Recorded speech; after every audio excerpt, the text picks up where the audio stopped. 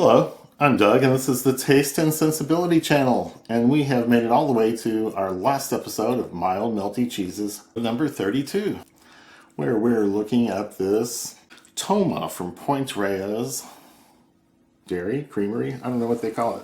But Point Reyes is pretty famous for their blue cheese, but this is a much younger version. They're trying to do a handmade version of a havarti, I think, according to the text in Liz's book. Well, let's go to that part.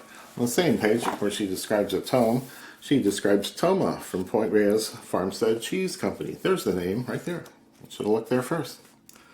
And Toma is usually the Italian name for a French or Swiss style tome. And so they chose Toma for the name of their cheese. But it's just the cow milk in California. And they have a formula for making this, and it's one of those washed curd cheeses that can have some holes in it. And this is a young one that's going to taste like butter and milk and cream. So, let's get into it and see what's in here. Yes, it's warmish. Oh, there's a little mold on one side, so I'll work with the other side.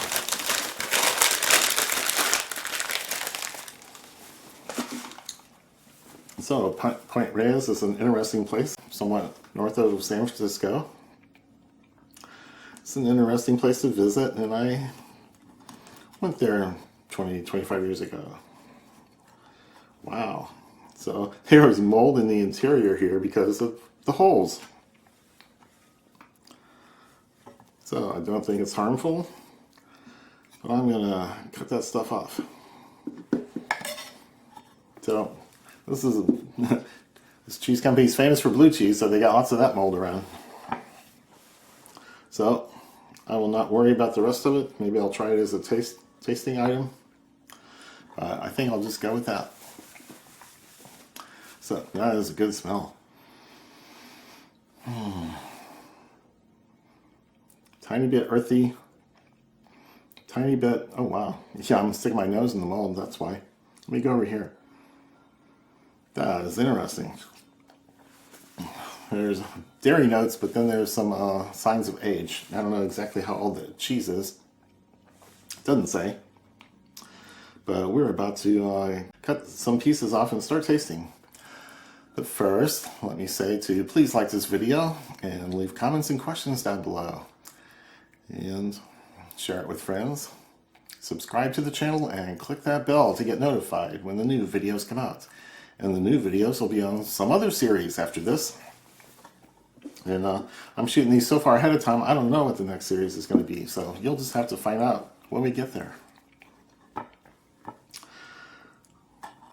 So I want a few pieces for tasting and pairing. I can tell I'm cutting through a pretty hard rind here. It would be very crunchy if I tried to eat it. And I think I'll cut all those guys off. So, if you do a little editing, you won't see much of the trimming here. So, the Point Reyes Toma.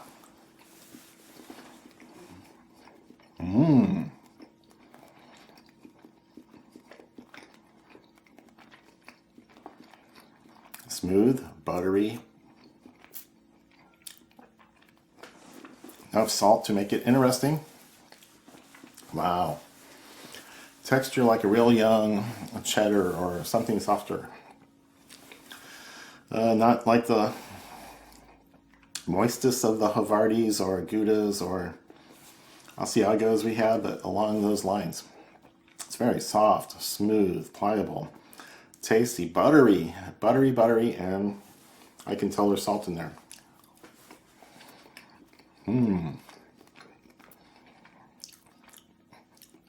Yes, it just melts away. It's a little crumbly out here when we're cutting it and pieces fall off. But in the mouth, it's very smooth. So I'll do a little piece on this multi-grain cracker.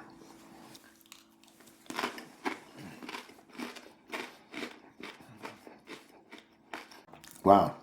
All the multi-grain nature and seeds and anything in there. Everything goes together well. Oh man, that's good. Gonna try a little bit on this club cracker, buttery cracker.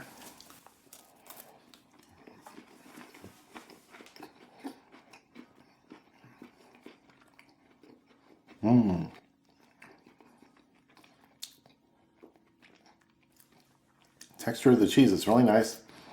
Mouth coating, the feel and everything.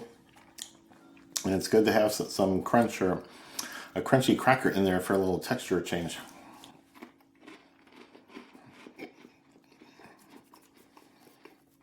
Yeah, this is good stuff. I'm going to put it on a little piece of this rye cracker, which is very dull and uninteresting by itself. There's no salt. You're kind of looking around for flavors. And you can tell it's rye, but it's not a very interesting rye cracker. So let's see how it does with this cheese.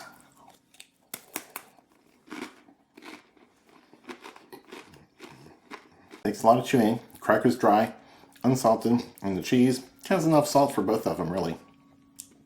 But the flavors don't really pop or come alive. I'd say the cracker just kind of dilutes down the cheese flavors, which are still there, still detectable. They're not gone.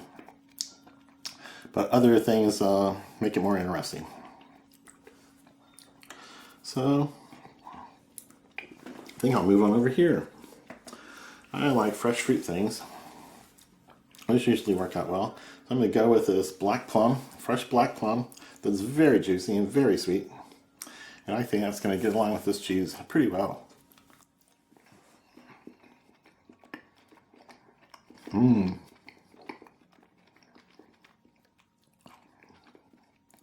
So fruity and juicy and fresh. And dairy notes just go along with that. And creaminess, and salty is a contrast. Dairy notes are a contrast, buttery flavor. Certainly contrast with all the fruit characteristics. And then there's all that moisture in the fruit juice. So that worked out pretty well. I'm gonna get a piece of ham.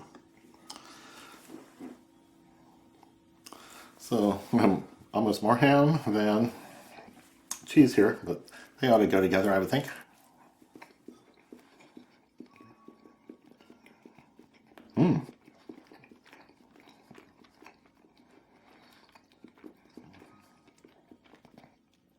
Both are salty. Both are low in moisture.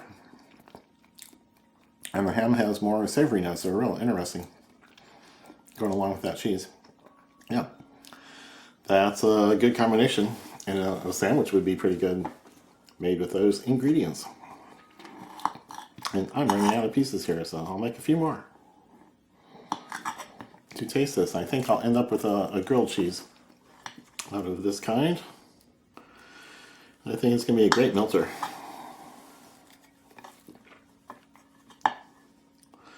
So I've learned quite a bit in this series about pairings, about doing weird crackers and things, and wines, whiskeys, different fruits, as many fresh fruits as I can find. And most of them worked out pretty well. Pepper jellies. So this is a good set of cheeses to pair and experiment with, because the dairy notes are so usually pronounced. And what am I going to do here? I'm going to take a piece of fresh mango, maybe the biggest one I can get here, if it's not too slippery to pick up. There we go. Nice chunk of mango and a nice chunk of cheese.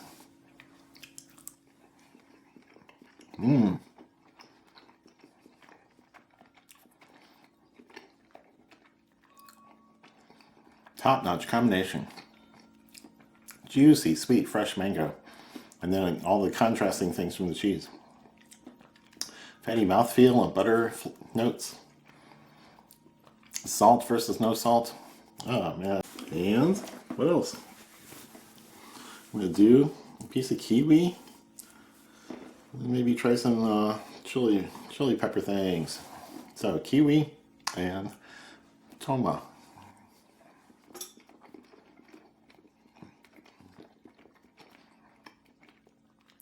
Oh wow, it's a little different. It's juicy and fresh and bright. There's a tartness without a corresponding sweetness. So it's just the pop from the acidity and tartness of the kiwi. It's not a very sweet one.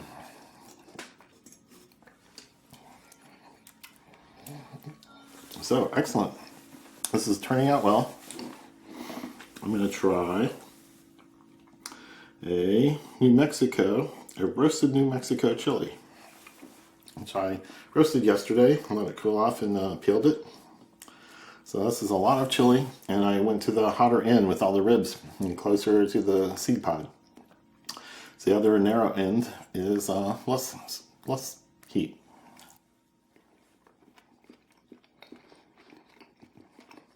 Green, fresh, full of moisture. Very succulent still. And a good bit of heat that plays well with the dairy notes. And then the the fat mouthfeel or protective coating of the fat carries away a lot of the heat pretty quickly, so it doesn't hang around. Well, that's nice. And then I got a piece here, and I'm going to try a big chunk of crystallized ginger.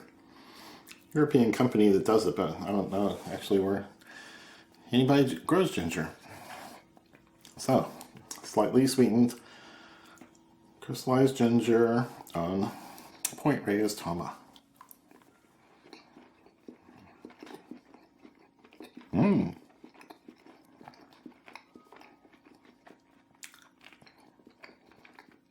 It's a surprising combination. It's really good. The ginger is pretty tame. I pictured it being stronger. That really works. Okay, good. And I want to do a honey thing. Just gonna no, I can't cut it that way. I need to cut it this way. Come on. How about this? There.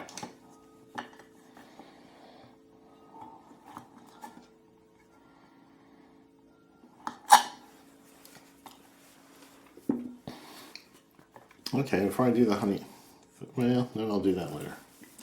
So this is a German honey, forest honey, Langnese. I don't know if the name is French or German, or a combination, but this had strong aromas, strong flavors. I wasn't a real big fan of it at the time I did the review of this. I guess I'll put the card up here so you can see that, but it's not bad, it's just not my wheelhouse of flavors. So that's the combination I'm going to check out here.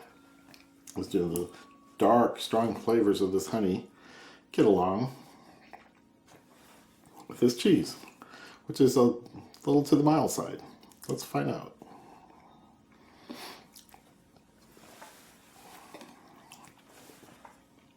So forest honey and Point Reyes Toma.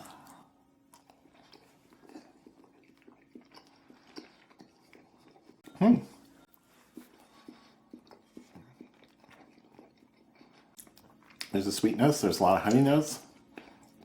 A lot of the vegetal nature of the honey that I didn't like before is toned down by the cheese quite a bit. And the sweetness of the honey makes the cheese taste different, or gives you a whole different angle or perspective on the cheese. So the dairy notes are there, it's sweet. That's really good. So now I'm going to taste a little bit of the moldy stuff just to see what it adds, or if you shouldn't do it maybe.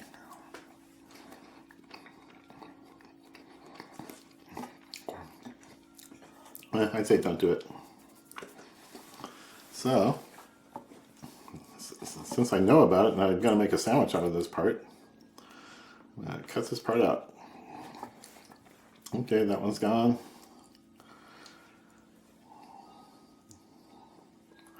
And maybe that one's gone. Okay, so I'm going to slice this pretty thin, like regular American slices. order that sort of thing, and make a grilled cheese. So I'll be right back. So I'm back with the grilled cheese here, made with the Point Reyes Toma, which my few remaining pieces are here. But I like this cheese, and it melted fabulously on the bread.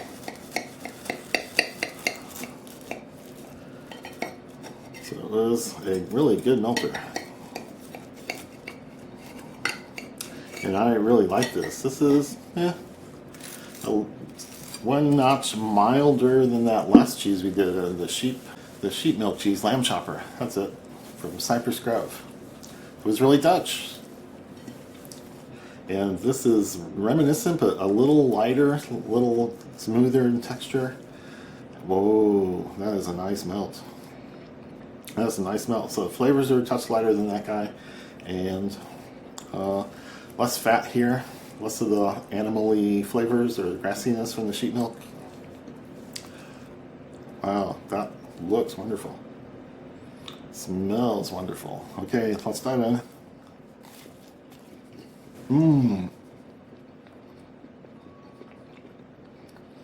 Great melt.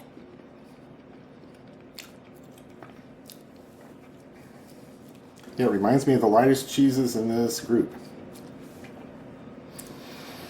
And there's a little bit more flavor, a little bit more aroma when it's heated up this way. So when it's chilled right out of the refrigerator, you're not going to taste much or smell much. But it will come to room temperature. Taste a little bit more. When you put it in something like this, or mac and cheese, or sprinkle it on top of some hot dish or meal you've made, you get a little bit more aroma and flavor from it until it cools back down.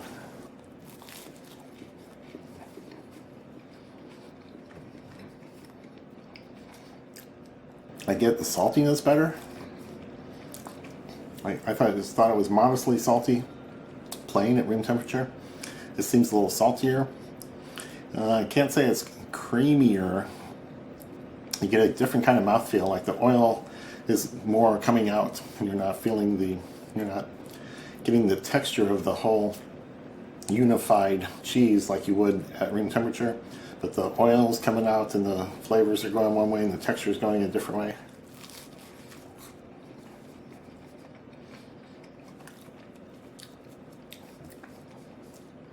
Still a creamy, smooth dairy notes to the fore. And butter might be number one.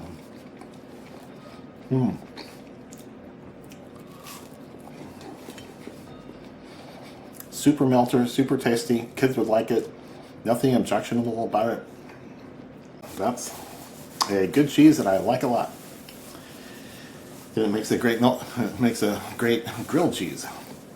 So we are saying goodbye to cheese for a while, and when we come back to the next gateway in the book, we'll be looking at the Taleggio gateway, which I think just means washed rind cheeses. So it's those stinky orange on the outside type cheeses, but there's a zillion kinds I don't know about, and there's a lot in that chapter. So sometime in 2023, right around the corner, now that you're seeing this, we'll be diving into that next gateway. So we've done fresh cheeses, which is the mozzarella gateway. Then we've done brie and brie-like cheeses, which is this brie gateway. And then we did the Havarti gateway, which is represented by this guy. And then the Taleggio is the one I'm always hiding. It's got words on it. Taleggio, Taleggio, Taleggio. I need to practice saying that before we get there. So that'll be the next one, the Taleggio gateway. I'm looking forward to all that in any of my Christmas videos and any small series of interesting foods or drink that we can find before then. Squeeze in before the next cheese round starts. So come back for all that, and cheers.